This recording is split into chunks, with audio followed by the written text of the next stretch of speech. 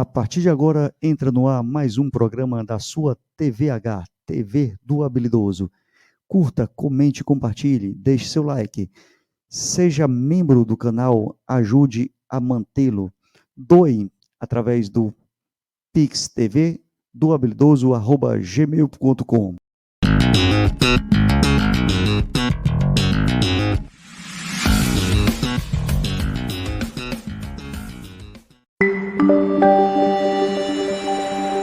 TV HBR, o canal mais habilidoso do Brasil. Olá, bom dia, boa tarde, boa noite, tudo bem? Mais um programa Vida Pública. Hoje é o segundo programa da série Vida Pública, que tem o objetivo de entrevistar personalidades que contribuíram para o desenvolvimento do Ceará. O primeiro entrevistado da série foi o Dr. Eudoro Santana, e hoje entrevistaremos a ex-prefeita Maria Luísa Fontinelli, que foi eleita entre os anos de 1986 a 89. Conosco aqui também, para agradecer o programa, está Dalto Rosado, secretário de Finanças à época, e Jorge, o fundador de orientação social do grupo.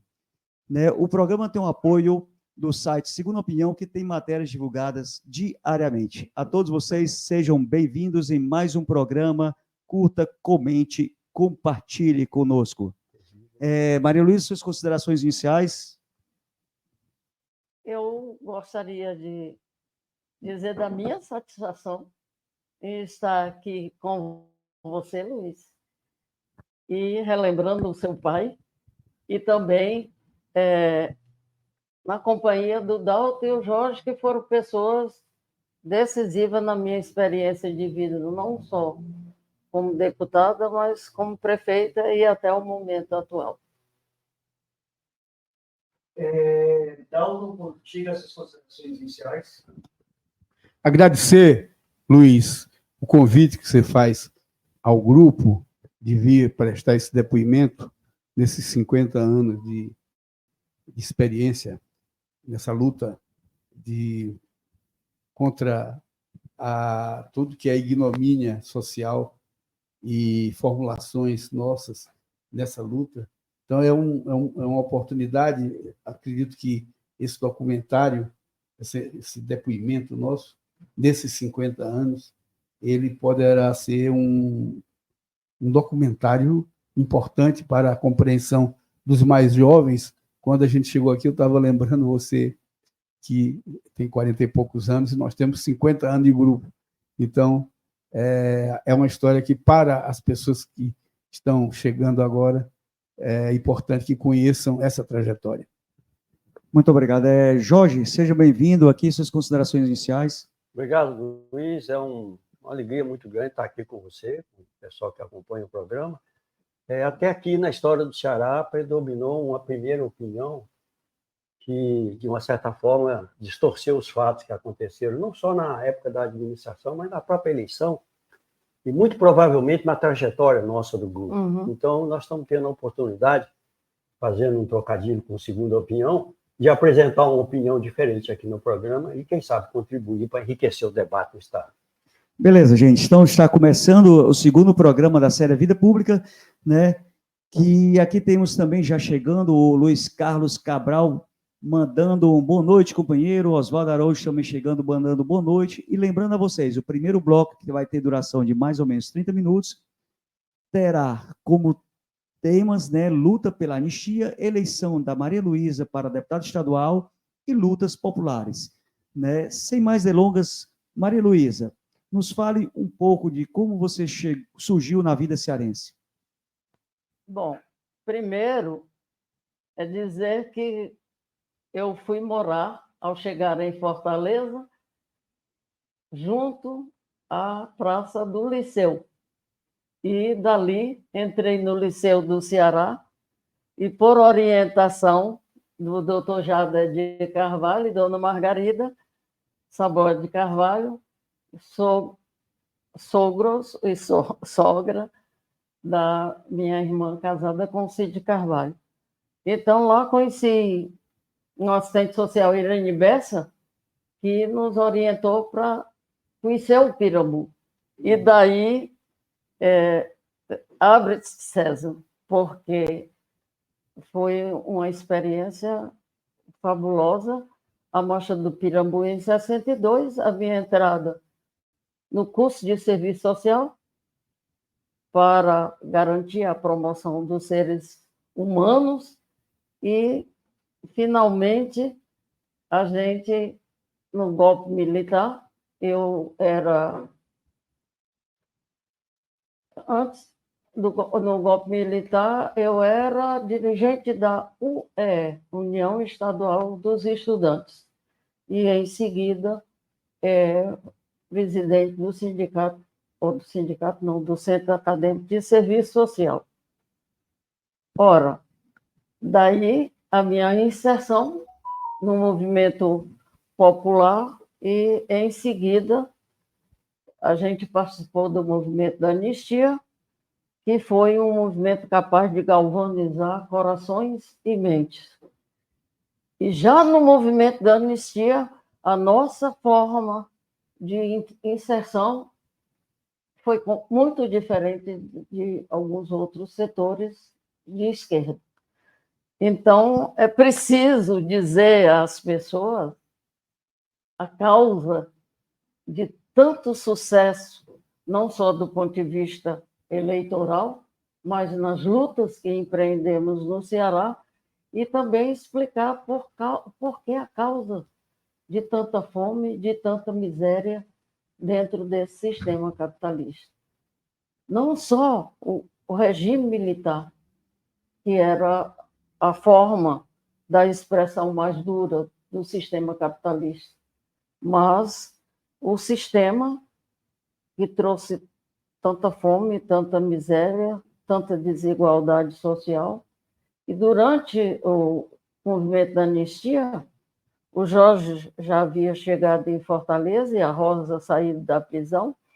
Então, nós, por orientação do Jorge, fomos assistir um filme, Giordano Bruno, e ao sair do cinema, nós resolvemos fazer um debate.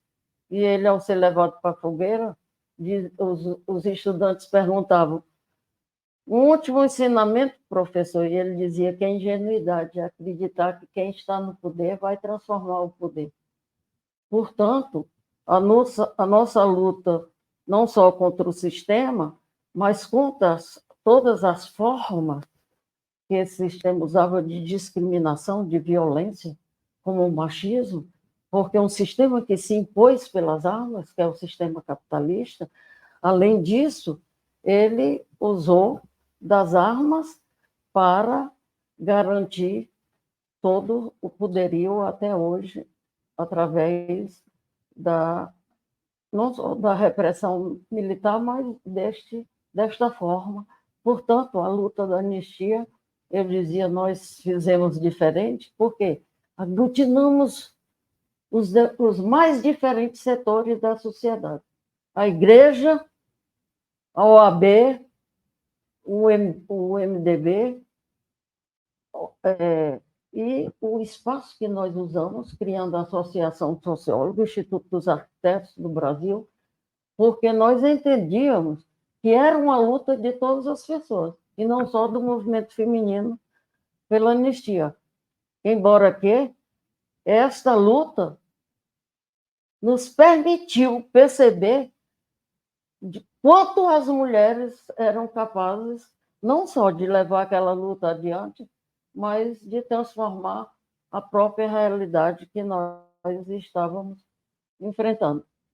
Daí, a minha eleição para deputada estadual foi muito rápida, porque a articulação com todos esses setores, a luta por direta já, a luta para o esclarecimento dos mortos e desaparecidos, e todo esse processo que nós levamos aqui, por exemplo, em relação à morte do Frei Tito de Alencar, quando nós trouxemos os restos mortais do Frei Tito, enfim, nós, a todo momento, marcávamos a história, não só dessa cidade, mas do interior, aglutinando, como eu já afirmei, os mais diferentes setores.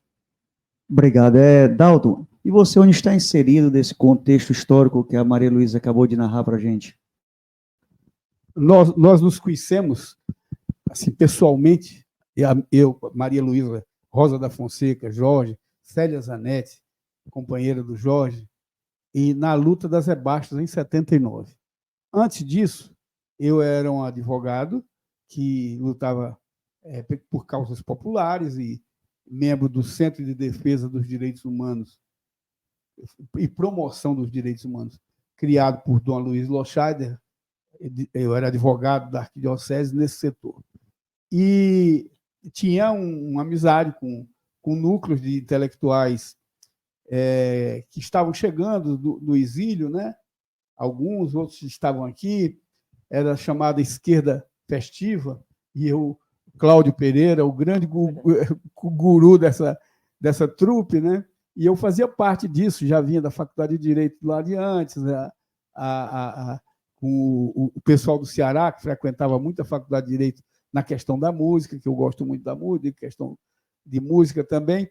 O que é fato é que quem nos aproximou e nos uniu foi uma luta concreta, porque em 1978, foi a primeira vez que o Lula veio aqui ao Ceará, trazido pelo Alto Filho e pelo Sabino Henrique para um debate. Ele era presidente do Sindicato dos Metalúrgicos. Isso foi antes até da prisão dele, ele foi preso depois. Depois eu soube da verdadeira história, mas na época eu fiquei encantado de ver aquele operário falando errado. Quanto mais errado falava, mais eu admirava. E com o mutilado por um torno mecânico e presidente do sindicato, aparentemente era um membro da classe operária que tinha, na minha visão, até ingênua ou inexperiente de um jovem advogado de 28 anos na época. Eu fiquei encantado e ajudei a criar a fundar o PT nos anos seguintes, mas o que mais me marcava era exatamente a presença do grupo nas lutas populares, porque eu só via esse grupo enfrentando diretamente as questões de despejo de favelados, e era aquilo que me encantava também, porque era uma demonstração de coragem contra a ditadura militar, muito, muito viva ainda, muito presente, né? E aí foi que eu fui me ligando ao CEDOP, Comitê Democrático Operário Popular, e conheci essa turma aqui, viu? Aí não teve mais jeito, esse casamento dura até hoje. É isso. Beleza, e o Jorge? Jorge, eu gostaria de você, que é mineiro, radicado em São Paulo, como você chegou ao Ceará? Eu cheguei em Ceará em 73, no final do ano, encontrando a Rosa Fonseca saindo da prisão. Em 74, portanto, Maria, 50 anos, 24, estava encontrando a Maria Luísa e a Célia chegando de São Paulo. Por que eu fui para cá, né? São Paulo começou a ficar pequeno, muito pequena, porque eu passava 10 dias num canto, 10 dias no outro e tal, e a polícia em cima, e eu estava na lista, segundo os advogados na época, para ser eliminado.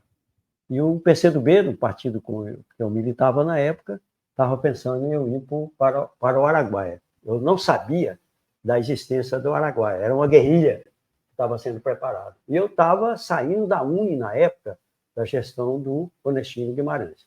Bom, com a chegada em Fortaleza, começo de 74, há uma queda em consequência do aniquilamento da guerrilha, onde mais de 50 pessoas foram presas. E a polícia reuniu muitas informações sobre a gente. E, nesse processo, a gente ficou sem contato com o partido e veio a dúvida: continua ou volta? E predominou a ideia de ficar e dar continuidade, né? Eu fiquei um certo tempo fechado numa casa ali na Princesa Isabel, encostado nos homens. O hospital militar era bem encostado no local. Quem montou foi a Célia. E saí à noite para encontrar as meninas depois de um certo tempo, porque a polícia, pela primeira vez, teve acesso à minha fotografia original. Devo Amado e Cristina, na época, em São Paulo, dirigindo um táxi, conheci, ela me aconselhou: meu filho, você troque a foto que você tem na secretaria da faculdade, porque quando os caras forem atrás, você está com a foto modificada. Na época, Luiz, aparecia aqueles cartazes, procura-se terrorista, etc. E a minha foto estava mudada, né? Isso me deu cobertura. Com o problema aqui no Ceará, a polícia teve acesso à foto originária, né? Então, isso criou um problema muito grande para nós, para retomar o trabalho. E aí nós adotamos 2 linhas de raciocínio para evitar a ação repressiva. Com a Maria, com a Rosa e tal, a gente entrou um pouco fundo na questão da classe média, e eu me dirigi com a Célia para a periferia, e na periferia nós começamos a montar uma atividade junto com as comunidades e com a inserção nossa na classe operária. Conseguimos colocar um casal, com companheiros, né, que vieram para cá, na FAI, e a companheira no Hospital de Messejana. Um era metalúrgico, por sinal, de muito boa qualidade, e a companheira era psicóloga. Então, esses companheiros vieram morar conosco no Cajueiro Torto, onde praticamente a coisa começou, né? E daí a gente, na fábrica, começamos a construir um movimento operário e um trabalho das comunidades que também ganhou uma expressão muito grande. Com a ida de uma equipe da universidade, CETRED, para fazer um trabalho sobre o Cajueiro, eu e a Célia estavam com a documentação ilegal, tivemos que sair, né? E os companheiros continuaram. Isso deu origem a um desdobramento muito grande na área periférica e na classe operária, e, concretamente, com o desenvolvimento da nossa atividade, nós fomos crescendo. Aí fomos recontatar o PCdoB em 79, e, ao recontatar, eu fui expulso. A partir daí, então, começa uma experiência nova, completamente diferente, porque o que nós tínhamos acumulado no período de 73 até 79 nos credenciava a pensar num voo mais alto. Beleza, gente, vocês estão assistindo a segunda série de Vida Pública com Maria Luísa Fontinelli e com a participação especial de Dalto e Jorge. Né, vocês que estão por aí, deixem seus comentários, compartilhem, inscreva-se na TVH, sua TVW Idoso, para que a gente possa ler aqui diretamente no YouTube as suas mensagens, né, o seu alô. Então, hoje vocês estão conhecendo um pouco mais da história dessa grande mulher, Maria Luísa. Maria, me fale um pouco sobre o seu mandato para parlamentar, deputado estadual, sobre sua relação com o Jorge e com a Rosa da Fonseca, nesse período. O Jorge já falou que esse encontro se deu, estava retornando dos Estados Unidos, onde foi fazer pós-graduação com o meu esposo, o Agamenon, e estava grávida da André, ela nasceu lá, e o avô estava muito mal, eu voltei para que ele pudesse conhecer a André no final de 73. Então, conheci... A Rosa estava saindo da prisão. Agora, o meu conhecimento com a Rosa vem de Quixadá. A família dela é de Quixadá também. E, quando meu pai faleceu, quem, digamos assim, nos acolheu em Quixadá foi exatamente a família da Rosa. Eu já estava morando em Fortaleza. E aí, a Rosa, quando aqui chegou, foi minha aluna. Isso em 70, quando eu retornei dos Estados Unidos. Não, foi antes. A Rosa foi minha aluna. Aí, um dia, a universidade estava sendo cercada, e eu digo, cercado pela polícia, eu disse, tem alguém que tenha problema aqui? A Rosa disse, eu estou cheia de panfleto. Eu digo, pois então distribua rápido aí com a turma, mas o professor Paulo Leopídio impediu a entrada da polícia. A nossa experiência, Jorge, Rosa, teve a Célia também, e teve as pessoas que eram ligadas à igreja e que se juntaram a nós, ou a família da Rosa, não é? Que teve uma atuação muito forte também. E um dado especial na minha eleição, eu jamais pensei em candidatura. Entrei para dar um espaço maior para a luta da anistia e para a gente ter mais força. Eu digo mais força no sentido do movimento que estávamos organizando. Foi nesse período, como deputada, que teve o confronto na favela Zé Bastos, e daí, todo esse processo de organização, eu fui eleita, e nós criamos a União das Mulheres Cearenses e a União das Comunidades da Grande Fortaleza, e o CEDOP, que ele fez referência no sentido de que o mandato não fosse apenas uma representação, mas uma aglutinação de forças para ter uma expressão popular. Exatamente. Então, o mandato teve esse caldo, que foi uma coisa muito interessante, desde o problema de não poder entrar de calça comprida, e o presidente pedir para eu ir direitinho, porque eu de saia dava trabalho, imagine de calça comprida, para você ver a mentalidade na época como era. E o fato de que todos os movimentos exigiam de nós uma participação muito efetiva. Por exemplo, tinha um coronel meio enlouquecido que estava querendo atirar nos professores que estavam adentrando na Assembleia. E eu, quando vi, agarrei o coronel por baixo dos braços, que ele estava armado, e ele disse que quando a mulher agarrou ele, ele perdeu a força.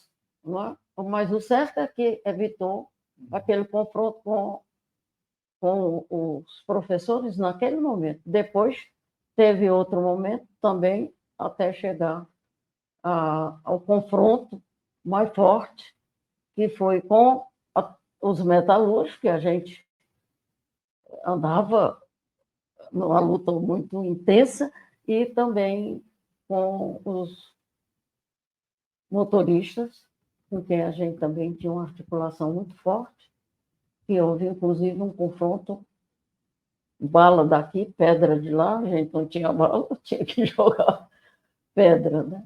E depois disso aí, a morte de um motorista, foi identificado que um motorista tinha sido morto, e daí começou um movimento de maior, muito mais força dentro da cidade com essa participação dos motoristas.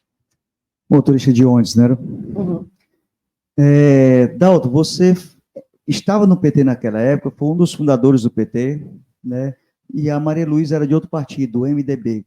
Como é que você enxerga essa relação de pai, sendo de um partido apoiando a Maria Luísa, que era de outro? Nós tínhamos uma unidade na luta concreta, né? Isso é o que nos unia.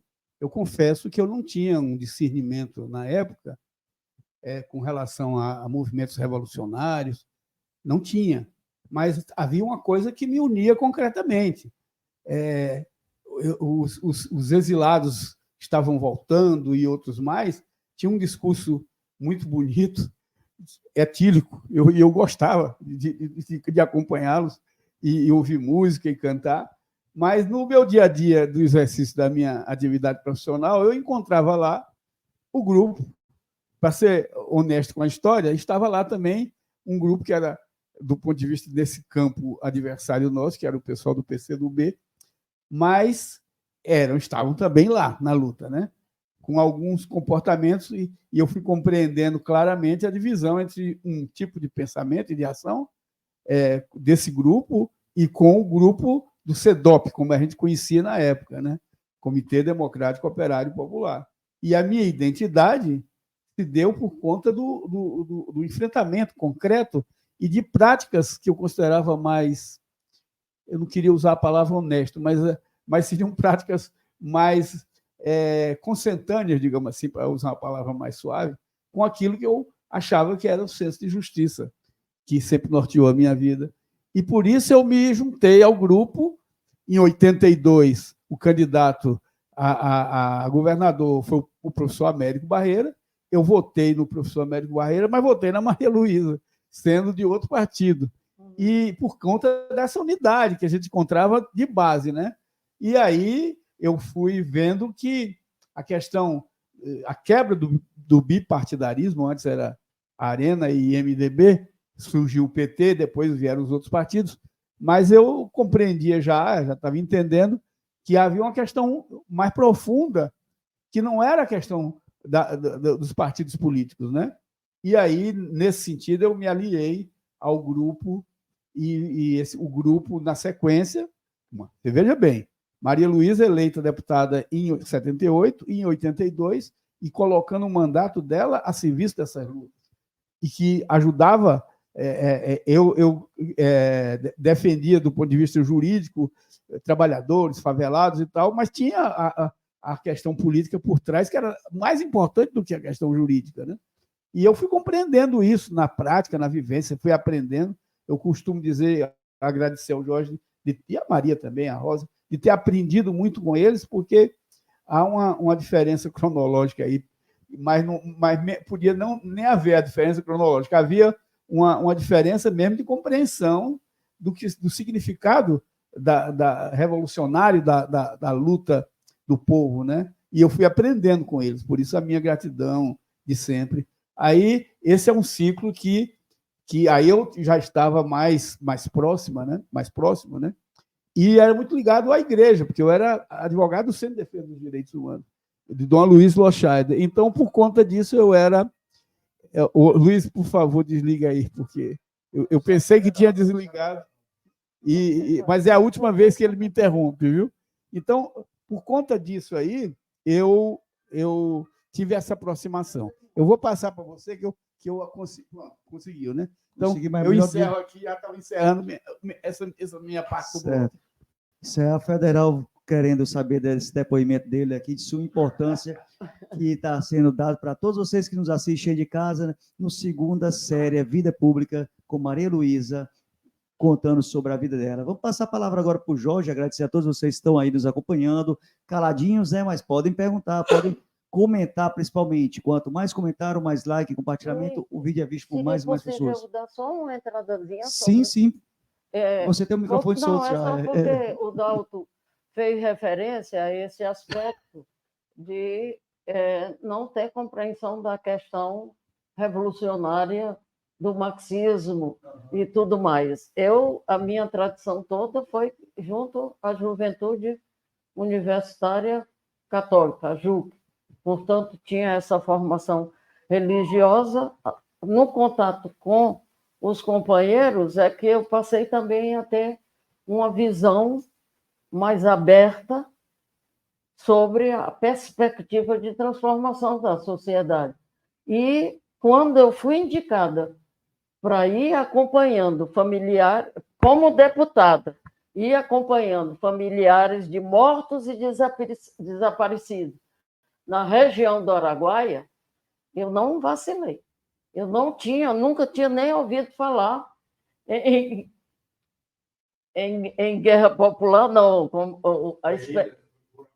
a guerrilha, não conhecia. No entanto, o fato de ter sido indicada e os companheiros referendários, os companheiros, eu estou dizendo esses, referendário o meu nome, eu fui, e eu digo que foi o maior medo que eu tive em toda a minha experiência de vida, foi de lá a gente ser todo tempo acompanhado por pessoas estranhas, portadoras de metralhadoras, e assintosamente mostrando isso, mas a igreja dando todo o respaldo para a gente. Só um adendo também, a gente sempre escuta dizer que a ditadura só perseguiu quem realmente era vagabundo. Aí a gente se pergunta, né? Sabe da resposta, mas eram vagabundos e apoiados pela igreja, né? Sim. Como poderiam ser, né? Para você sentir que realmente não eram vagabundos. Quando eles invadiram a minha casa, que era espaço de guardar material. Mas o material que livros, panfletos como esses, isso, entre outros, perfeito. Vai ser falado aqui. Então, aí, quer dizer, o problema eles abriram a minha estante e disseram, não, mas tem um livro vermelho aqui. Eu digo, mas é de um bispo chamado Futushim. Eles disseram, mas os bispos hoje estão tudo comunistas. Pois é. Então, ontem e hoje, a teoria para provocar o ódio, para manobrar as pessoas, para que eles possam continuar vivendo do capitalismo doentio, explorador, esmagador da sociedade, é sempre o mesmo. E triste quem não percebe isso ainda. Mas nesse momento, meu pai ainda estava vivo e disse que o que me dá medo é que ela faz coisas que os irmãos homens nunca fizeram. Mas vamos passar aqui a palavra para o Jorge falar sobre o que era a CEDOP, Comitê Democrático Operacional Popular. Operário. Bom, operário. Com a indicação da Maria, a eleição da Maria, a eleição se deu num acúmulo do movimento social bastante diferente da época, né? Inclusive estudantes, né, Jorge? Então, o CEDOP ele conseguiu condensar, né? Puxar, sensibilizar setores diversos da sociedade e, concretamente, ter uma organização bastante ampla, não só de comunidade, operários, democratas, aí entra o Dalton aí com o depoimento dele, religiosos, mulheres, né, companheiras de luta, enfim. Foi um processo muito rico, aonde, de uma certa forma, se acumulou um procedimento teórico e prático que ia dar consequência do ponto de vista da luta em Fortaleza. Uma data da Maria, concretamente, possibilitava isso. A sede do CEDOP era, hoje, na sede do PT. E lá nós tínhamos reuniões muito amplas, e discutíamos os problemas na cidade, no país, no mundo. Exatamente. E a partir dessa atividade, né, concretamente, nós fomos acumulando uma força social na cidade muito expressiva. E esse comitê, evidentemente, teve uma oportunidade ímpar, certamente vai ser motivo aqui da nossa discussão, quando elegemos a Maria Luísa para a prefeita de Fortaleza. Né? Por quê? Porque esse movimento social, que de uma certa forma expressava uma experiência diferente da esquerda, veja bem, Luiz, diferente da esquerda, a nossa atividade começou na periferia, o pessoal da esquerda chamava o Lupen, e foi através dessa periferia que, de uma certa forma, se acumulou um tipo de atividade. O CEDOP possibilitou acontecer uma coisa que eu falei aqui no início, onde as nossas atividades que estavam separadas do ponto de vista da ação repressiva se juntaram, né, do ponto de vista da sede do comitê. Então, você saía da sede do comitê respirando futuros novos. Beleza, Dalton. Não, Jorge. Jorge, desculpa. Passar a palavra aqui para a Maria Luísa fechar esse primeiro bloco, né, com mais ou menos 5 minutos aí, Maria. Fale um pouco sobre a luta pela anistia. Bom, nós informamos que a luta da anistia foi capaz de galvanizar corações e mentes, e nós não ficamos só em Fortaleza. Nós, além do interior, nós tivemos uma atuação forte junto à região sob o comando do Dom Fragoso, junto à região em que o Padre Moacir era orienta. Perdão, gente, fui trocar de câmera aqui. E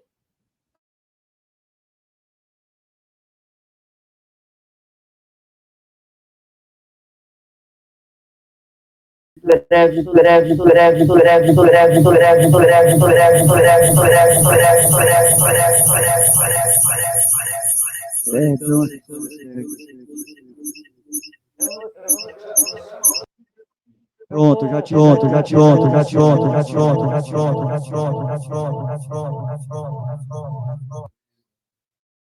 Pronto, desculpa, a gente estava botando aqui outra câmera para funcionar, mas deu errado, depois eu dou uma cortada. Continuando, Maria Luísa, falar um pouco sobre a luta pela anistia. Sim, então, como nós dissemos, foi uma luta que tentou, já aqui em Fortaleza, não ficar só em Fortaleza, e não ficar só entre as mulheres ou entre a classe média, mas buscou o apoio do interior.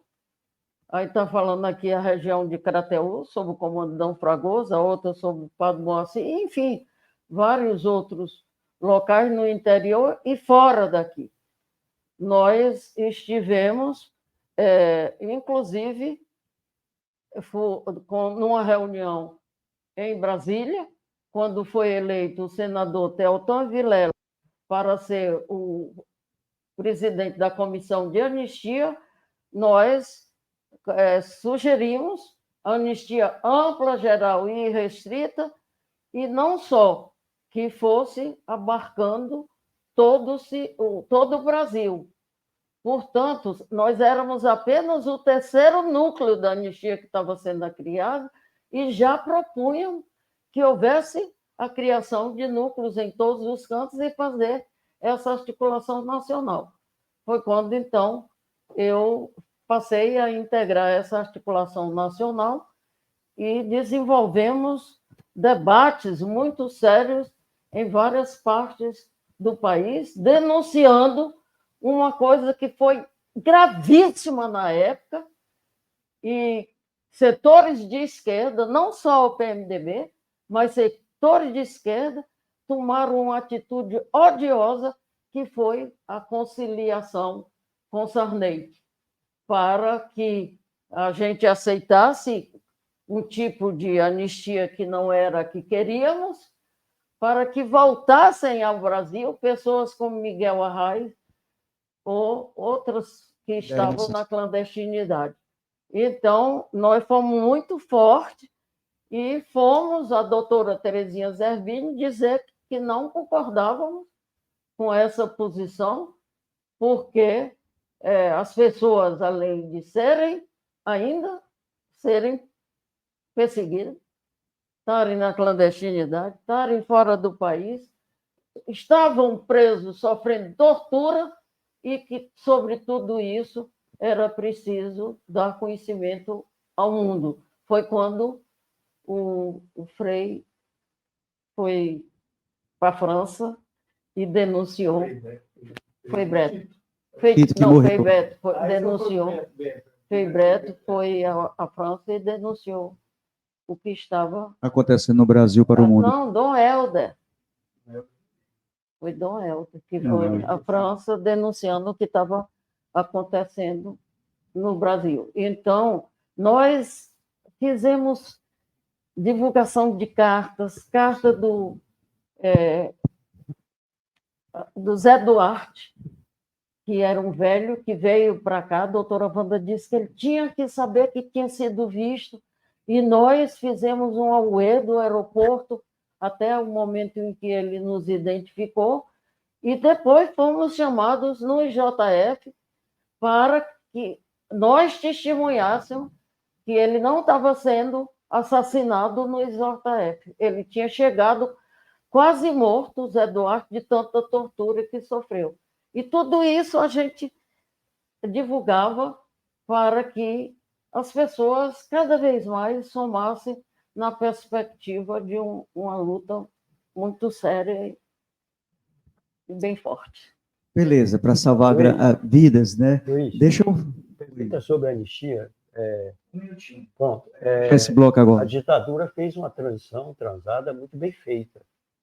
E, através da conciliação, a anistia foi um teste importante para dar segurança aos militares da transição que eles estavam fazendo. Então, veja bem, a derrota das diretas estava casada com o colégio eleitoral e com a possibilidade da entrada do Tancredo, porque era o colégio eleitoral que estava em curso. Então, essa conciliação, essa transição, me parece que o acúmulo que nós tivemos no núcleo da anistia nos possibilitou a enxergar o problema da conciliação e sermos vitoriosos na eleição da Maria Luísa por causa disso. Eu volto a falar sobre isso. Volto a falar no segundo bloco, né? E a anistia, que perdura até hoje, infelizmente, foi um dos maiores erros da nossa história, né? Da nossa política, e essa política de conciliação que perdura, que a gente não consegue dar 2, 3 passos à frente. E vai e volta esses fascistas. No segundo bloco, gente, a gente vai ter sobre a vinda da Maria Luísa para o PT, vitória eleitoral para a prefeitura, a administração popular e a expulsão do grupo do PT. Sem mais delongas, a gente começa com a Maria Luísa no segundo bloco, que foi reeleita pelo PMDB em 82 para deputada estadual, na eleição que tinha Gonzaga Motto para governador e que foi apoiado pelo Vigílio Távora. Como era, Maria, a sua relação com Mauro Benevides, candidato derrotado, e como eram os históricos dos partidos daquela época, daquele ano de 82? 5 minutinhos. Bom, nós tivemos sempre uma relação não amigável, mas uma relação de respeito ao outro, porque assim como nós exigíamos ter o direito para falar, nós achávamos que não podia as pessoas se desentenderem só porque tinham formas de pensar diferentes. Então, eu sempre tive uma relação harmoniosa, mas com problemas graves. Por exemplo, quando a Assembleia chamou uma sessão especial sobre a fome no Ceará, a questão da seca, por sinal, um dos movimentos fortíssimos que nós desenvolvemos, não só com o movimento contra a fome e a carestia, mas o tribunal que nós realizamos. Então, tudo isso criava uma situação cada vez mais de mais respeito à nossa postura dentro do parlamento e, portanto, a possibilidade da eleição. Nós fizemos um pronunciamento porque venceremos as eleições, não é?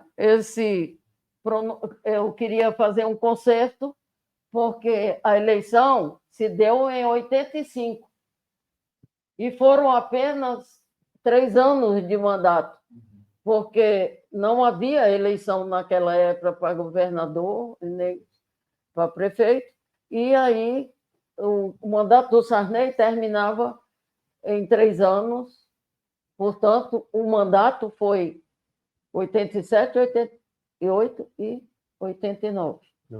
Não, 86, 87 e 88. 89 eu já estava me preparando para ser deputado federal. Então... Foi a emenda Mauro Benevides que restaurou e ajustou o calendário eleitoral às eleições para prefeito de capitais, que antes eram nomeados, os prefeitos nomeados pelos governadores. Então, a Maria pegou um trem virado, como eu chamo, depois nós vamos falar sobre isso, e foram só 3 anos, né? Em 88 isso terminou. A eleição se dava em 15 de novembro. E nós tivemos confronto desde o começo para a escolha do meu nome, nós, quando fomos para o PT, para a escolha do meu nome, porque tinha outros candidatos, e foi muita confusão. Depois, durante a campanha, o pessoal do PT queria uma campanha bem comportada, e nós queríamos uma campanha mais radicalizada possível, de nós no nosso grupo. Então, tudo isso já foi trazendo conflitos fortíssimos, não é? E quando houve a sugestão do Jorge, que nós não fizéssemos o comício em outubro, mas fizesse o comício em novembro. E nós fizemos o comício da virada do dia 12 para o dia 13, já tendo havido esse confronto com os motoristas, com a polícia, os motoristas. Enfim, a campanha estava abrindo espaço em todos os lugares, inclusive uma pessoa chegou e disse: diga o Aquiles que ele não se meta, que nós não vamos votar no candidato dele, não. Eu digo: ora, para que dizer isso, Aquiles? Não precisa dizer. Mas nós tínhamos associação de prostitutas, nós tínhamos movimento gay, nós tínhamos, além dos metalúrgicos e dos estudantes que fizeram greve e botaram todo o sistema Verdes Mares contra a nossa candidatura, que foi um terror, isso aí, como era todo momento a gente tentando construir algo importante para a cidade, como a limpeza da cidade, como uma nova estrutura para a beira-mar, ou, enfim, ocupações de terra, foram 100 ocupações, a regulamentação disso, a construção de 10 mil habitações, que não eram pelas empresas, era pelas associações de bairro. Então, tudo isso trazia conflitos extraordinários, inclusive chegando a um momento do conflito dentro do nosso próprio agrupamento.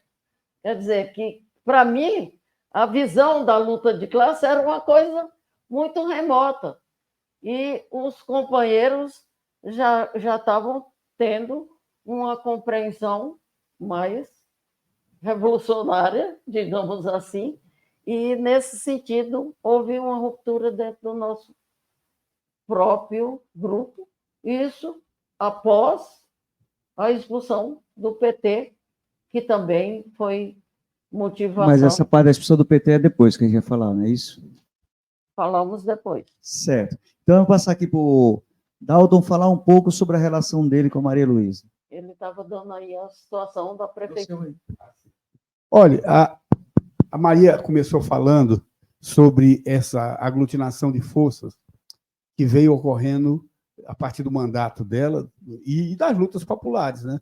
Dos movimentos de mulher, a União das Mulheres Cearenses teve um papel importantíssimo nessa luta, enfim. As comunidades eclesiais. Exato, as comunidades eclesiais de base, que era da igreja, e teve um movimento chamado Jornada de Luta contra a Fome, que mobilizou durante o ano todo de 83 e parte de 84, e foram os anos que culminaram com 5 períodos de seca, e as pessoas vinham do interior para a capital. Fortaleza aumentou a população expressivamente a partir desses 5 anos de chamada seca verde. Chovia um pouco, mas não acumulava água e nem alimentos, né? Mas tinha alguma comida para o gado, digamos assim, verde e tal, mas era chamada seca verde.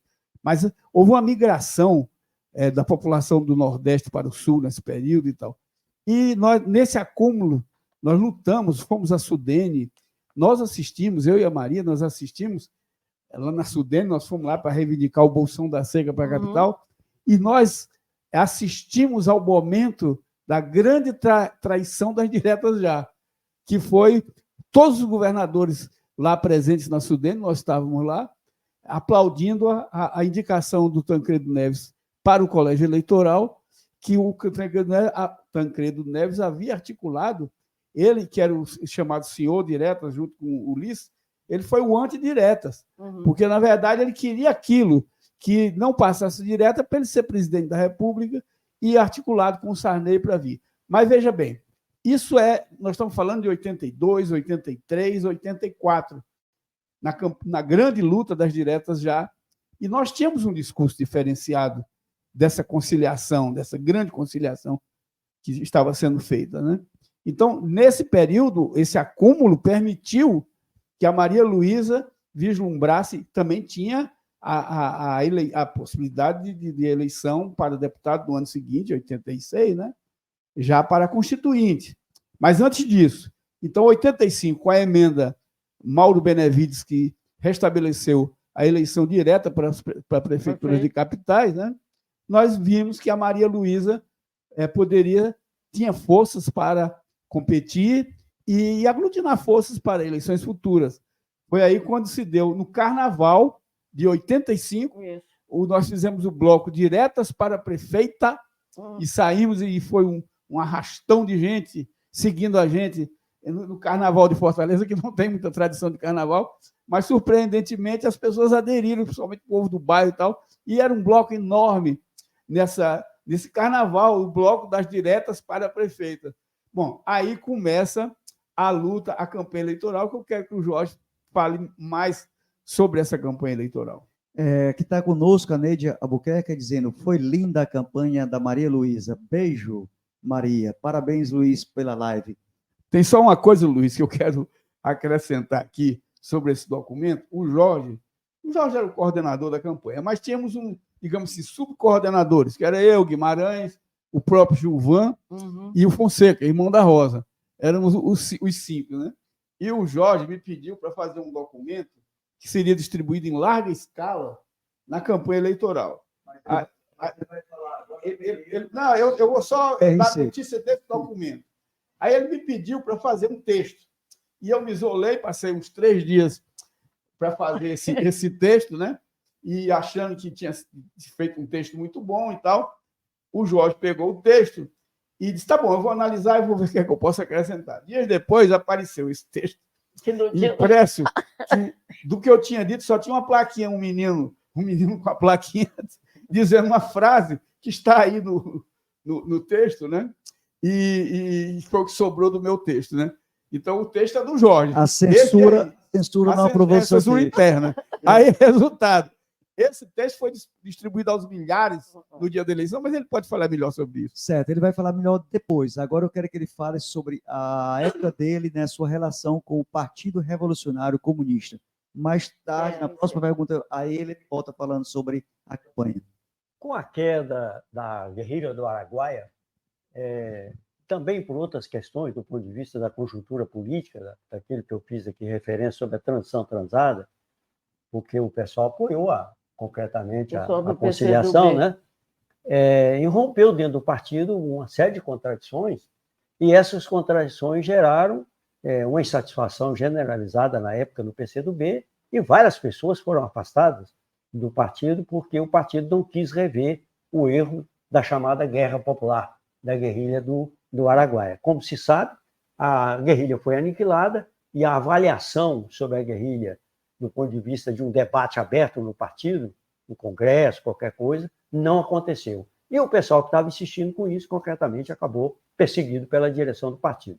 Bom, nós estávamos, aí vem a história, desligados do partido, né?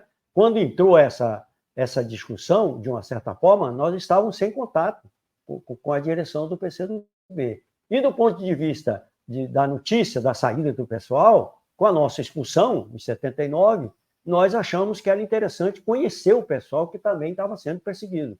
Dessa junção veio a proposta de construir um partido autêntico, um partido revolucionário, um partido que retomasse as heranças do movimento comunista, que fosse um partido declaradamente comunista, que entendesse a luta de classe numa perspectiva diferente, e nós, nessa conjugação, resolvemos, então, encampar a proposta de fundar o PRC.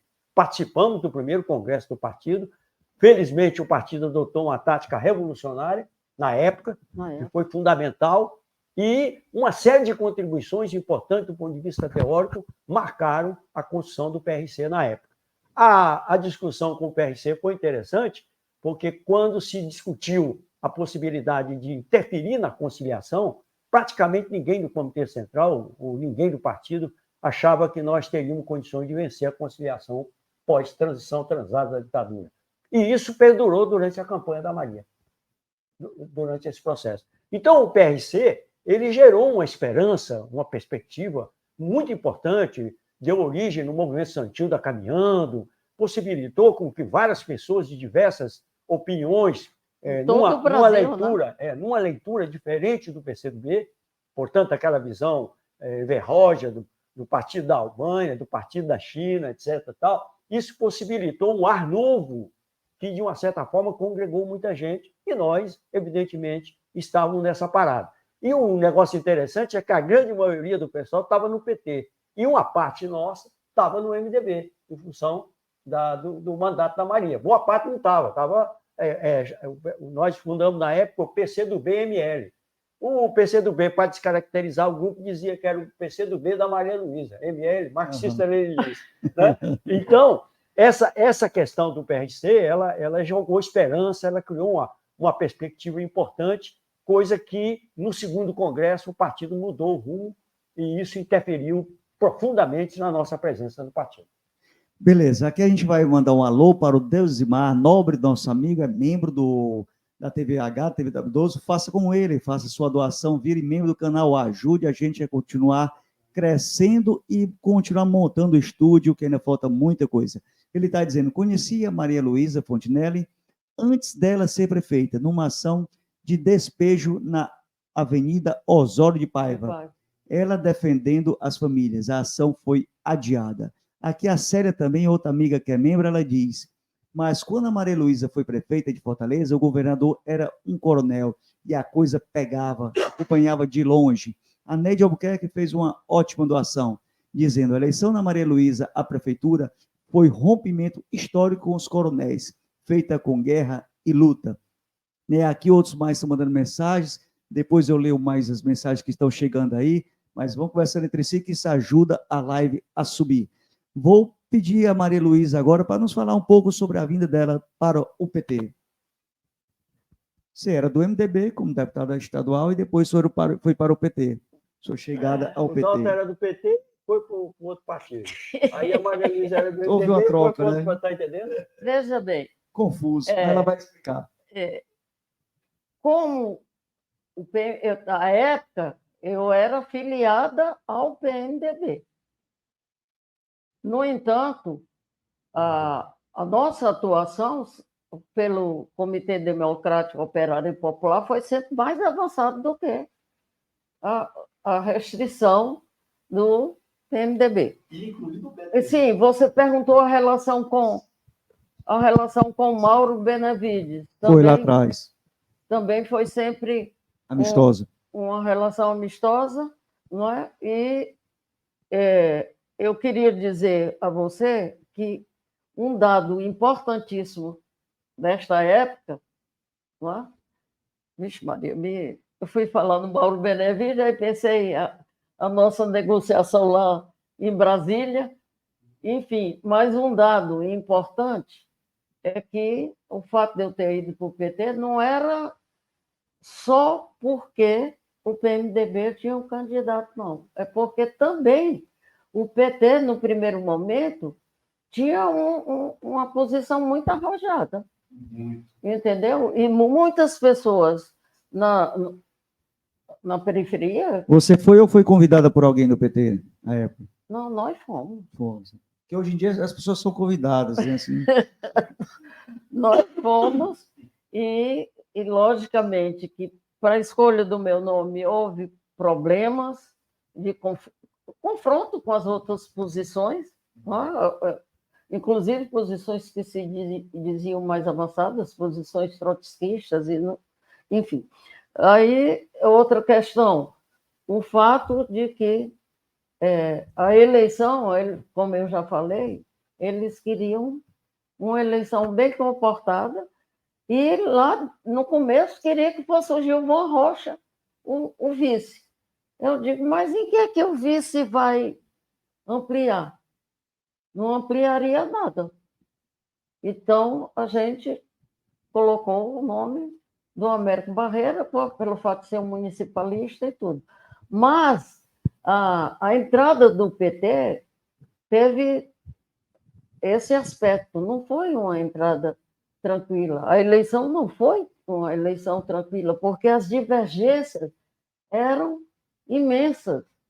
Não é? E daí, por exemplo, só para você ter uma ideia, eu como prefeita, nós achamos que deveríamos aglutinar os prefeitos do Nordeste.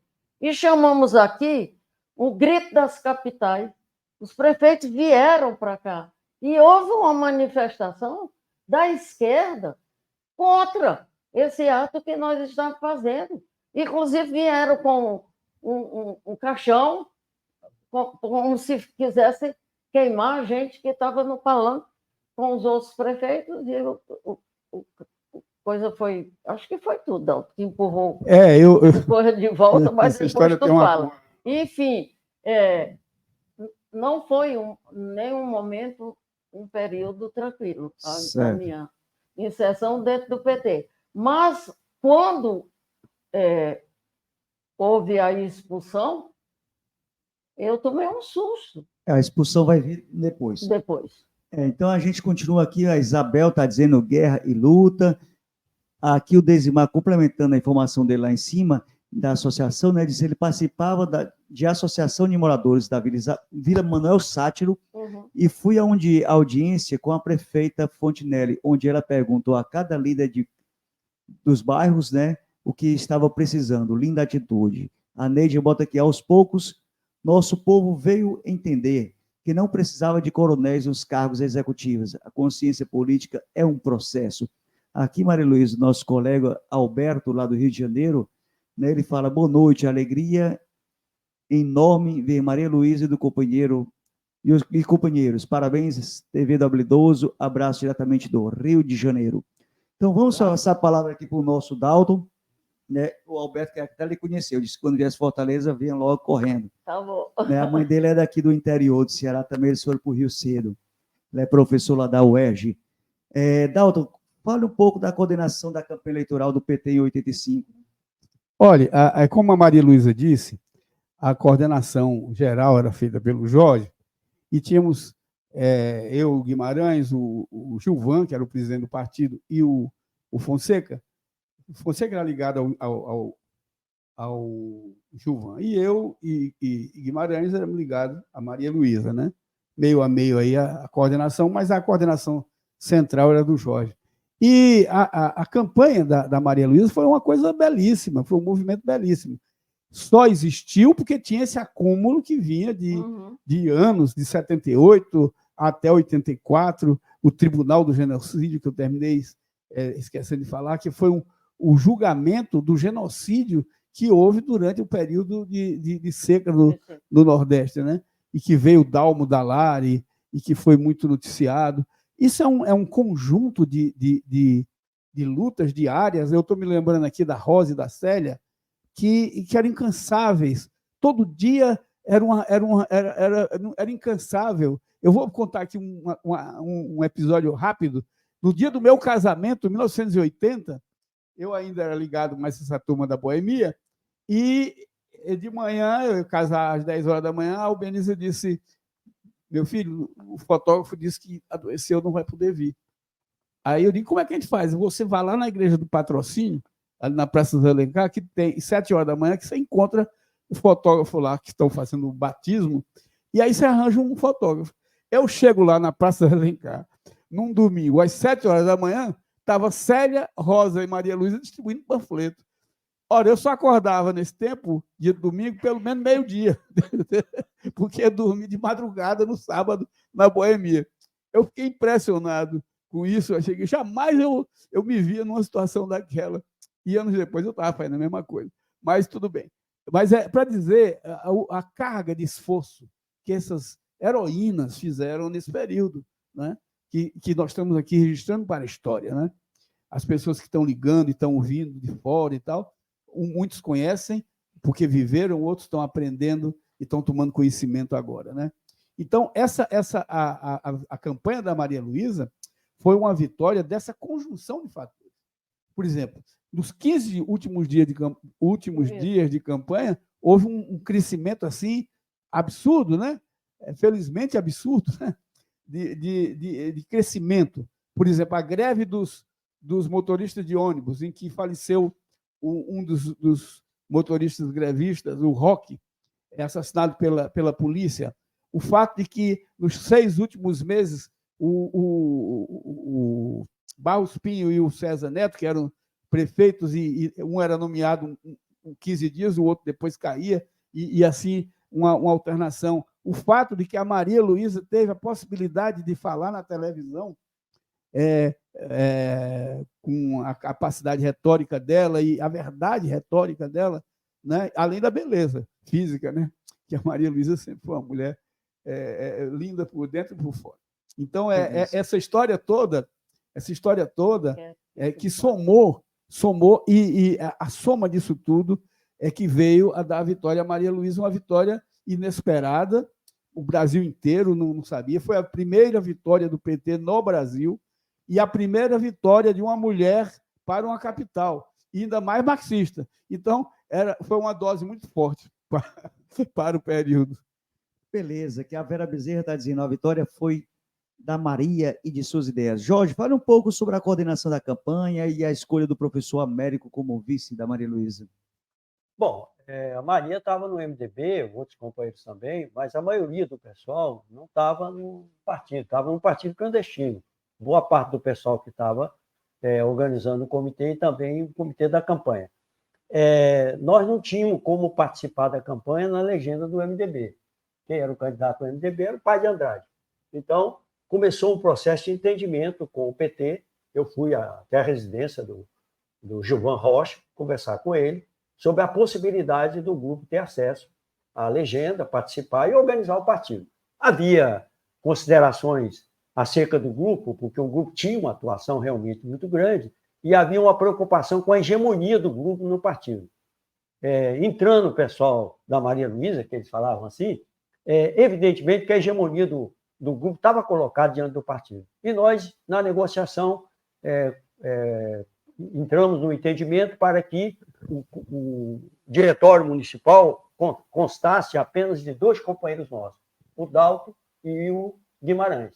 A maioria era do pessoal do PT. E isso possibilitou uma convergência E a campanha trouxe para o partido pessoas que tinham se afastado na briga Gilvan Alto Filho, né? Então, esse pessoal se aglutinou, inclusive o pessoal da igreja, o Pinheiro, né?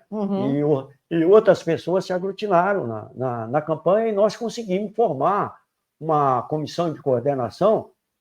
O Fonseca não era da comissão, era o Vital. Pauliares, não? Não, o Vital, o menino que foi do Sumov, lá do Quixadá, como é que era o nome? Construtor? O Baquite, o Gilvan, o Guimarães e eu. Entendeu? Essa era a comissão que, de uma certa forma, se estruturava ali na sede. Claro que isso aí tinha os núcleos, as comissões de trabalho, né, de atividade, que eram muito amplas na época. E isso possibilitava com que as reuniões nossas de campanha tivessem um fluxo de pessoas realmente muito expressivo, o que era um indicativo da possibilidade de você aglutinar a vitória. Bom, costurada essa possibilidade, a costura envolveu a indicação do Gilvan como vice. Então, no processo da campanha, foi verificando que a candidatura do Gilvan se tornou uma candidatura pesada. Então, houve um entendimento com ele, inclusive, do ponto de vista de entrar o professor Américo, pelas razões de ser municipalista, uma pessoa que tinha uma experiência larga nesse sentido, etc., e um nome com bastante mais abertura do ponto de vista da campanha, o que dava um peso também em função da juventude da Maria. Era uma pessoa mais, né, de uma maturidade política, etc. Então, isso contribuiu muito com a formação da campanha. O problema que está colocado é que, do ponto de vista das outras candidaturas, que apoiavam ou não o Paz de Andrade, o fato do PT, né, ter um grupo que tinha uma postura contra a conciliação, qual era a chamada nossa na campanha de 84, nas diretas e no desdobramento da campanha? Não a conciliação. A saída da crise é a revolução. Essa era a chamada nossa, do ponto de vista do antes da campanha. A campanha possibilitou com que uma outra visão de campanha eleitoral se instalasse em Fortaleza. Então, a campanha da Maria Luísa abriu um estilo de campanha eleitoral inovador na cidade, que acabou servindo de referência em plano nacional das campanhas posteriores. O fato do pessoal da comunicação e do PT ter proposto para a gente que não fizéssemos uma campanha do ponto de vista estratégico para disputar a eleição, não nos convenceu. Por quê? Porque, em função do acúmulo e da expressividade do movimento social de Fortaleza, nós víamos a possibilidade de ganhar a prefeitura de Fortaleza. Beleza, aqui a gente está lendo aqui que a Vera Bezerra diz salve Jorge, a Neija diz Célia presente, Rosa da Fonseca presente. O Alberto aqui também está complementando, dizendo ele era estudante do movimento estudantil, acompanhou tudo no processo do Rio de Janeiro, junto com o padre Carlos César, e fazíamos a solidariedade. Foi um excelente mandato. Tenho guardado a cartilha dos transportes, ele diz, né? Tem essa ainda. Dia a dia. Mas vamos passar a palavra aqui para o Dalton, para a Maria Luísa, né? Falar sobre os impasses da administração popular e como foi a expulsão do PT em 4 minutinhos aí. Bom, nós não nos quedamos, o Dalton ia falando isso e não falou, na falta de recursos, porque não havia independência, tá? Em relação à prefeitura, do ponto de vista econômico. Então, não só os professores junto ao BNB para solicitar o pagamento dos salários, enfim. Um dos problemas graves era esse, a questão do salário. Não é? E, bom, não quero adentrar muito nesse aspecto aí, mas outro aspecto era que nós coletávamos o lixo, dava um peso excessivo, eu digo nós, as empresas, davam um peso excessivo, que o pessoal mais habilitado nessa matéria começou a questionar, e o fato de, ao término de uma coleta de lixo numa área, alguém chegava e despejava lixo naquela área. E daí eles botavam como a cidade estando cada vez mais suja. Outro problema grave foi esse que o Dalton fez referência também. O fato de que com a seca, um contingente muito grande de pessoas veio para a cidade. Então, precisava de habitação para essas pessoas. Então, nós tivemos também áreas de conflito pelo fato das pessoas ocuparem terras que não eram da prefeitura e nem tampouco nossas, de forma que foi também uma área de muito conflitos, inclusive com a minha família. O advogado da prefeitura disse, mas a praça está em frente à fábrica do seu cunhado. Eu digo, mas não vamos tirar as pessoas de lá. Mesmo sendo uma praça, deixa o pessoal lá, que o pessoal não tem onde ficar. Aí depois, conflito com o pessoal vendedor ambulante. Foi quando a Rosa adentrou no gabinete, dando escândalo de que foi que aconteceu, Rosa? Vai já ter uma morte ali na praça. Um cara com um facão que estava cortando a carne, ameaçando o pessoal, porque o secretário dessa área tinha mandado tirar o pessoal, sem ordem. Sem ordem sua. Minha. Então, eu disse, não, Rosa, peraí que a gente vai botar já a gente lá. E, enfim, o confronto com os empresários de ônibus foi outro também muito forte. E eu estava tentando mediar com os empresários a questão, para não ter aumento de passagem, quando disseram que tinha sido invadida a prefeitura pelos doidinhos. Doidinhos era como eles se chamavam, os funcionários aposentados com problemas mentais. E eles disseram que é porque souberam que eu estava negociando com os empresários e eles queriam negociar também. Então, havia conflitos e adesões muito importantes. Um dos conflitos foi os vereadores quererem o meu impeachment no primeiro mês, em que tinha muito buraco na cidade, e eles usaram, inclusive, algo muito degradante para a minha condição de mulher, era placas dizendo, não tire um pau com um cartaz, não tire o meu pau do buraco da prefeita. Então, espalharam isso. Mesmo a misoginia que anos depois a Dilma sofreu com um tanque de gasolina, digamos assim. Exatamente, mas aí... Tem semelhanças para que o impeachment dela, o seu impeachment. Exemplo, o Jorge disse que sempre eu falo isso, mas foi porque foi uma das coisas que me atingiu muito. Porque eu queria sempre estar demonstrando que a gente ia em frente. Não estava capitulando. E aí, esse dedo aqui, eles botaram como sendo, não um dedo, mas um pênis. Então, era permanentemente, e isso, como era eu dona de um motel, que era Exatamente, ali próximo da Câmara Municipal hoje. Quem era dona era Maria Luísa Holanda de Quixadá, de outro motel.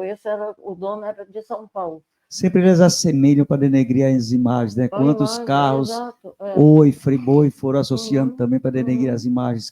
Você como lutadora do povo e tinha aquilo, digamos, que era de rico que não poderia ter, né? Então, e assim, você tinha inúmeras... E a expulsão do PT? Inúmeras situações. Aí, quando a Rosa tinha sido presidente do Sindicato dos Professores, presidente da CUT, e, enfim, não era só a Maria Luísa que estava galvanizando cada vez mais espaço. E também a Célia era conhecida como a pessoa que mais enfrentava a repressão. Em qualquer momento estava ela ali. Então, essa tentativa de atingir a questão feminina era muito forte. E, certo. Enfim. Gente, a gente só tem mais 15 minutinhos, vamos acelerar aí, né? O Alberto aqui dizendo que o governo da Maria Luísa foi o primeiro a dar luz ao movimento social após longos anos. Dalton, fale um pouco, né, em 2 minutinhos aí, sobre a sua campanha para prefeito, apoiado pela Maria, né, Luísa contra o Ciro Gomes. Luiz, olha, a administração popular é um marco na história do grupo, depois teve outro, no outro bloco, certamente o Jorge vai falar, que foi o uso da tecnologia na produção, que alterou muita compreensão nossa, mas a administração popular ela foi um marco em toda a nossa visão de relação com o aparelho estatal. Sobre esse ponto, daria um programa, não de 1h30 como esse agora, que está se mostrando exíguo o tempo, né? Mas daria um programa inteiro só sobre a administração popular. Então, eu vou vou deixar de comentar sobre essa enciclopédia de fatores, mas eu posso dizer, se fosse possível resumir numa frase o que foi, ou em poucas palavras, o que foi a administração popular, eu poderia dizer que há alguns pontos, como alguém comentou aí muito corretamente, foi um avanço na compreensão da participação popular nos destinos de um aparelho de Estado, foi uma administração que fez um saneamento financeiro, porque nós não roubamos nem deixamos roubar, e fizemos esse ataque que a Maria Luísa está se referindo, misógino, e a deturpação de tudo, se deveu ao fato de que tudo quanto era radialista e jornalista do Ceará, de Fortaleza, era funcionário da Secretaria de Comunicação. Nós tínhamos 40 mil contra-cheques, e quando nós saímos da prefeitura, tinha 25 mil. Bom, tem episódios assim que eu poderia discorrer aqui pelo programa inteiro, mas vou parar por aí. O que é fato é que foi a primeira administração do PT, nós tínhamos contra nós o PT e contra nós a direita. Basta você entender que o presidente da República era o Sarney, ele nunca recebeu a Maria Luísa. Uma vez no começo, não foi? Com esses outros prefeitos. Ah, sim, mas nunca uma audiência, pessoal, eu me lembro disso. Quem nos recebeu uma vez foi o Ulisses Guimarães, numa interinidade, que recebeu a mim e a Maria Luísa. Então, a sua pergunta, eu voltei para a questão da administração, porque é uma coisa muito cara para nós, né? Mas a sua pergunta mesmo foi sobre a minha eleição. Sobre a sua eleição para prefeito, né? Contra o Ciro Gomes. Não vai dar para falar muito, mas eu vou dar só uma notícia, porque o tempo está muito curto, né? A verdade é que o PT era absolutamente inconciliável do ponto de vista da nossa orientação, não é? O PT, com essa conciliação de classe, com essa administração da crise do capitalismo que ele fazendo hoje, eles queriam, a direção nacional do PT, que nós fôssemos a mesma coisa. E aí o grupo me indicou como candidato na sucessão da Maria Luísa contra o Ciro, e o PT, quando viu que nós íamos ganhar a eleição, eles impugnaram 926 filiações nossas para que nós não pudéssemos ganhar. A filha da Maria Luísa foi impugnada na filiação, a minha mulher foi impugnada na filiação, porque eles não queriam que nós ganhássemos. Quando eles viram que assim mesmo nós íamos ganhar, viraram a mesa e houve um tumulto, nos expulsaram, e essa é a resposta assim, mais rápida, curta e grossa da sua pergunta. Beleza, aqui a gente tem a Eunice falando, a história da administração popular precisa ser resgatada. Foi um marco na minha vida. Ela faz uma excelente contribuição, junto com a Neide Albuquerque também. A vocês, obrigado que estão compartilhando, doando, comentando, deixando seu like. Passa rapidamente a pergunta para o Jorge, para a gente fechar esse segundo bloco, e para o terceiro e último bloco. Jorge, rapidamente, 2 minutos, sei que é difícil, explicar como foi a expulsão do grupo. Motivo, por quê e quando? Eu vi aqui a Maria e o Dalton e queria alertar aqui o pessoal o seguinte: essa discussão talvez seja a discussão mais importante. Por quê? Porque o grupo, ao demarcar com a ditadura e demarcar com a conciliação, o profeta está aí para dizer, o grupo apresentou uma visão eleitoral, uma visão de administração inovadora na época, em 1985. E a potencialidade dessa campanha apontava para uma perspectiva do uso da prefeitura numa perspectiva revolucionária. Essa é que é a questão central do grupo. O PRC, do qual nós fazíamos parte na época, o PRC, nas reuniões que nós tínhamos do Comitê Central, antes do Congresso, do primeiro Congresso e depois do Congresso, a visão era de que zombar, achar graça, etc., etc., mas, no fundo, A visão do PRC não era do acúmulo que o grupo do PRC do Ceará estava tendo na campanha. Então, quando nós transmitimos que havia a possibilidade da vitória, eles não acreditaram, não apostaram, e o pessoal que fazia gancho com o PRC em plano nacional, que era do PRC aqui, também não apostaram na campanha. Então, a campanha foi fruto da manifestação popular da cidade. Ela carregava um sentimento de ruptura, um sentimento de coisa nova, de intolerância com as administrações que estavam colocadas, não só contra a ditadura, mas contra a conciliação que estava em curso. Você vê assistido uma briga entre dois prefeitos nomeados, né? Inclusive um pelo pai, como diz o documentário do Povo, e você vê na justiça uma briga com um funcionário com 3 meses de atraso, você tendo uma máquina administrativa que não fazia absolutamente nada pela cidade. Então, quando nós entramos nesse processo, nós entramos do ponto de vista da perspectiva revolucionária. Eu acho, pela fala da Maria, que essa questão não está clara ainda para nós. Quando eu estou dizendo isso, significa o quê? Que quando nós falamos na calamidade pública e foi decretado emergência, houve um corte no acúmulo social que Fortaleza estava apresentando na campanha eleitoral. Isso aconteceu na audiência com Sarney, né? Que, de uma certa forma, nós não conseguimos levantar o funcionário para ir para a pressão. Isso aconteceu do ponto de vista do acordo dos coronéis, isso aconteceu do ponto de vista do grito das capitais, e nós podíamos levantar aqui uma série de questões do ponto de vista da campanha.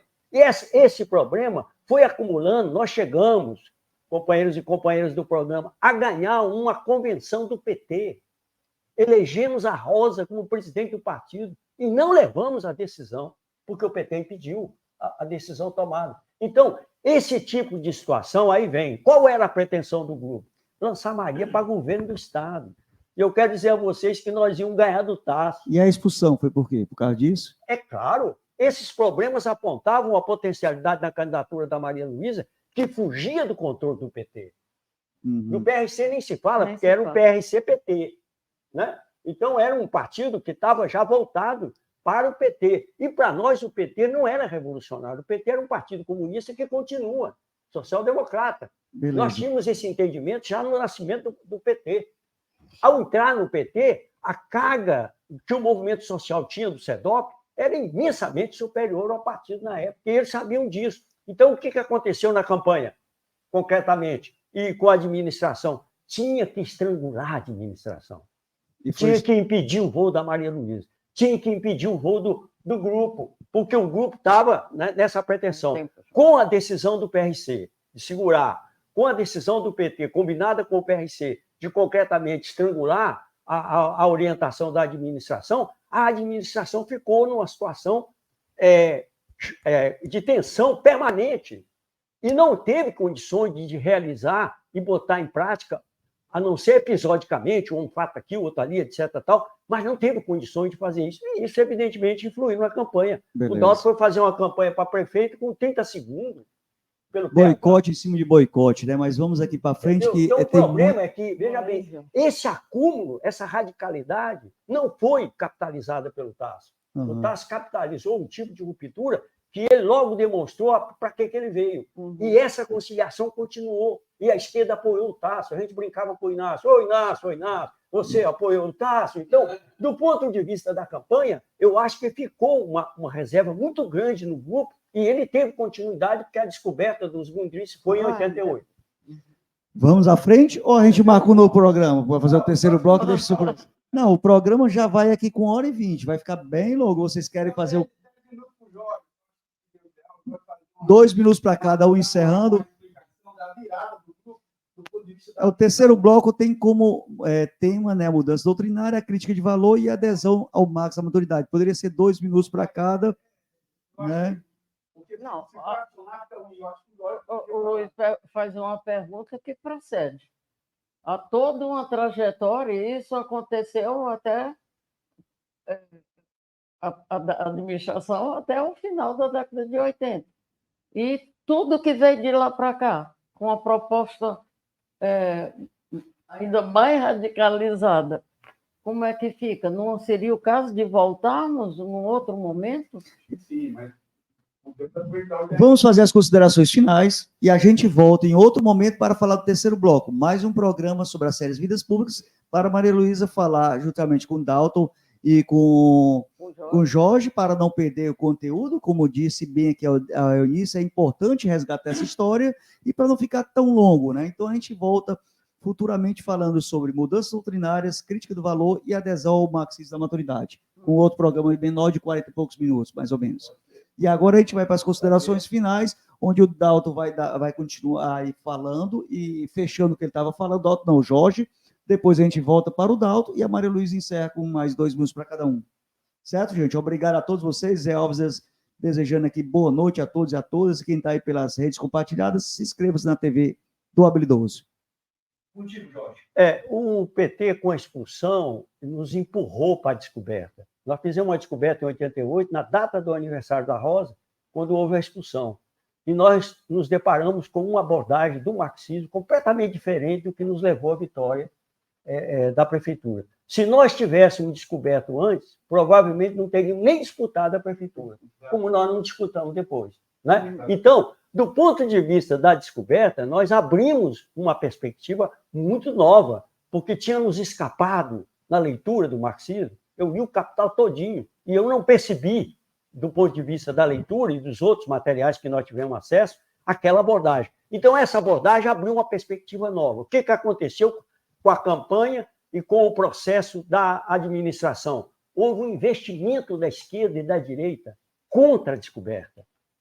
Nós estávamos loucos, malucos, fora do espaço, não procedia a informação do conteúdo, não havia um duplo Marx, a crise que estava não era a crise que o grupo apontava, e lá vai. E, concretamente, pessoal, esse acúmulo, essa descoberta nos possibilitou enxergar longe. Era uma questão de tempo para o amadurecimento da crise do capitalismo, que não era aquela análise da crise cíclica que o marxismo depositou a sua esperança. A luta de classe, a visão socialista, a revolução proletária, a classe operária como sujeito, etc. Isso era negado e superado por aquele rascunho que foi negado pelos marxistas ao conhecimento público generalizado. Nós tivemos acesso a uma obra em espanhol, onde estava escrito esse conteúdo. Então, aquele investimento da esquerda, aquele investimento da direita para aniquilar o grupo, não deu certo. Estamos de pé, abre-se uma temporada nova, abre-se uma perspectiva nova, e nesse programa especial que vem aí, a gente vai ter possibilidade de analisar melhor com vocês.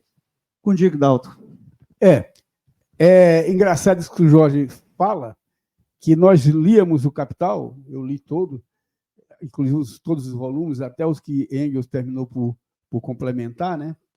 O Marx já havia falecido, e diziam para nós, os marxistas, leninistas, para pular o capítulo inicial o capítulo inicial do Capital, que era exatamente sobre a mercadoria, né?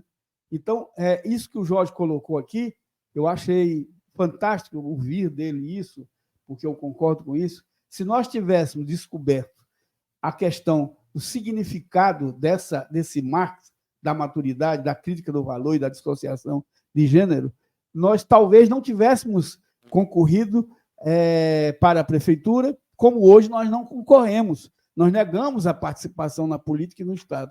Portanto, esse programa que virá, com certeza ele vai ser muito rico. Eu sei que o tempo está esgotado praticamente, então eu termino aqui para a Maria fazer a saudação final.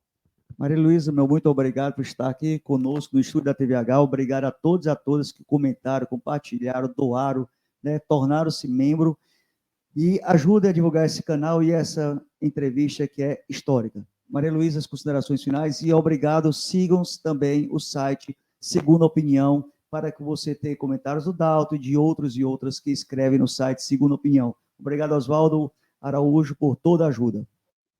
Bom, eu quero agradecer a oportunidade e também afirmar aqui que uma das características marcantes da nossa trajetória é a verdade e a divulgação daquilo que acreditamos, como foi assim que o Jorge teve acesso ao documento, foi solicitado aos companheiros que fizessem a tradução e a divulgação, o Marx Desconhecido. Depois, então, a gente procura em outras partes do Brasil e do mundo pessoas que tenham essa visão para podermos fundamentar cada vez melhor a perspectiva que hoje nós defendemos intransigentemente da emancipação humana. E, para isso, a ultrapassagem do capitalismo, a superação do patriarcalismo, porque nós estamos sendo levados ao colapso e precisamos alterar essa realidade, com relações amorosas e legais entre seres humanos, homens e mulheres, e também entre nós e a natureza. Outro documento que nós divulgamos no começo do século foi este, e agora já divulgamos também um pensamento da Rosita Shows, que ela levanta essa questão do feminismo, é a questão dos sexos do capitalismo. E tem sido um debate gostoso, viu? Porque nós colocamos este fato, que se não há caminhos, nós voamos. E nós voamos porque fomos considerados bruxas ou borboletas, enfim, pessoas com coragem de lutar e avançar. Todas essas caças às bruxas, entre outras, foram mortes executadas na história política mundial. Gente, muito obrigado ao Jorge, muito obrigado a Maria Luísa, muito obrigado ao Dalton. A gente marca uma parte 2 desse programa. Quer falar mais alguma coisa? Beleza, então a gente agradece a todos vocês que assistiram, comentaram, que irão comentar, que irão compartilhar esse excelente programa. Muito obrigado, uma boa noite e até o próximo programa. Tchau, tchau.